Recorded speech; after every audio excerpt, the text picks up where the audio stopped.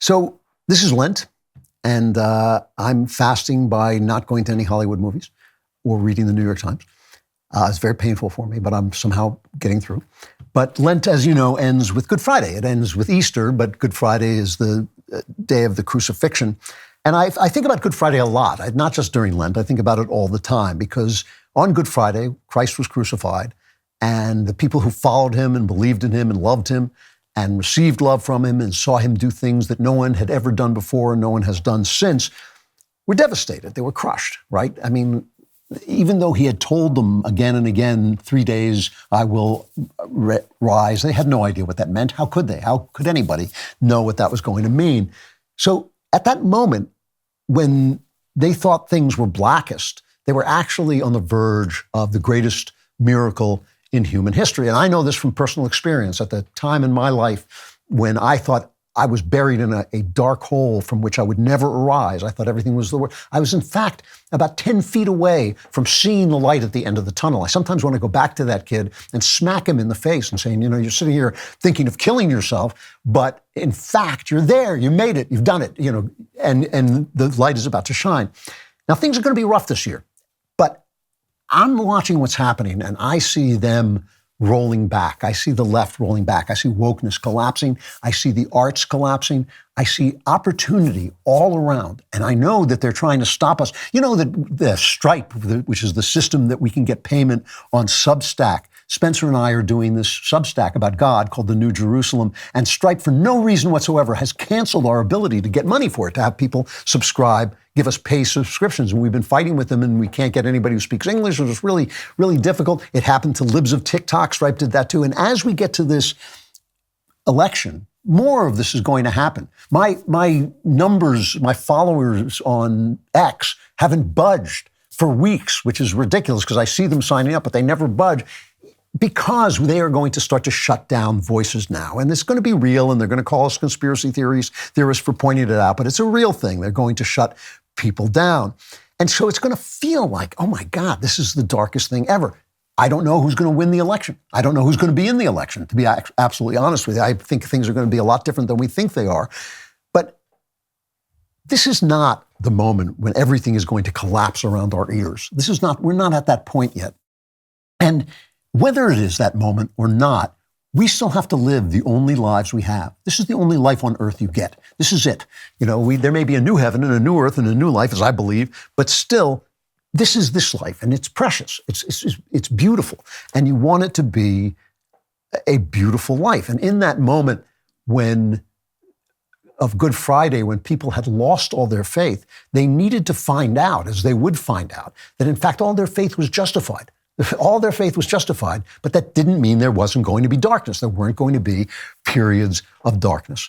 So I'm saying this because I know there are a lot of voices on the right that are furious and are racist. Last week I did I thought a really funny satire about the Black national anthem, and most people got it, but there are a few voices in there that kind of responded with racism, like, screw the blacks. And that's not what I was trying to say at all. What I was trying to say is, no, when Black people are told we're going to play the Black national anthem, their response should be, we have a national anthem, it's the Star-Spangled Banner. And that's the national anthem that guarantees the rights that we want. So when we say that we're not getting our rights, they're American rights. They're defended. They're given by God, but they're defended by America. That's why we respect the flag. That's why we stand for the national anthem. That's why there is no Black or Jewish or Polish national anthem in America. We have one because we are one people made out of many people. So I'm saying the opposite of this because I know for a fact that living in hatred and reactionary hatred will make you miserable, right?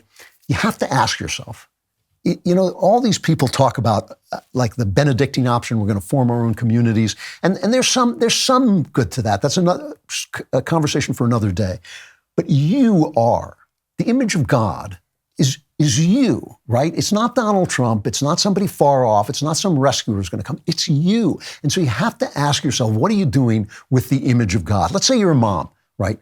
And your baby's screaming, won't stop screaming. Your toddler's throwing tantrums. Your little boy is running around the house destroying things. And it's absolute chaos. What are you doing? Well, you're creating souls. And that's not going to make that chaos feel better. You're going to feel the frustration that every mom feels in that moment. Every mom has had that moment. Most dads have had that moment too. But when you realize that what you're doing is magnificent, is so much greater than changing a diaper or making a meal or keeping a house clean, it's actually creating souls, beautiful new people. It's a very different thing, you know. Maybe you work the job where you clean the bathrooms in the train station, and you don't feel like that's a job it's not a very high level job, but you're supporting a family, you're supporting yourself. You have the dignity of doing that work so that you can form yourself. Maybe you're a young person who has to do menial labor like I did before you can do the thing that you want to do like I did. And so you do that. You know, you take the work. I used to say this all the time when I was working jobs that were not that good. I used to say, it's the work of my hands. It's the work of my hands. I may be driving a cab. I may be, working on a construction site, but it's the work of my hands. And I'm going to take pride in it and take pride in what I'm doing. You know, when you can look at yourself and say, oh, I'm doing the work of God, even though it may be frustrating right now or dark right now, then the stuff that other people are doing that's so ugly, you can live with that because you're doing the important thing that you were actually made to do. And this is why immorality weakens you. When you let them make you hate people, when you let them, because they say white people stink, white people stink, white people stink, we're going to be unfair to white people, and you start to say, oh yeah, well, black people stink. When you get to that, then you don't have the same pride because you're not the same person. You're not actually exercising the image of God and enlightening the image of God. That anger is not going to help you. So, I understand, people hit me on my son all the time, and they say, well, homosexuality is a sin.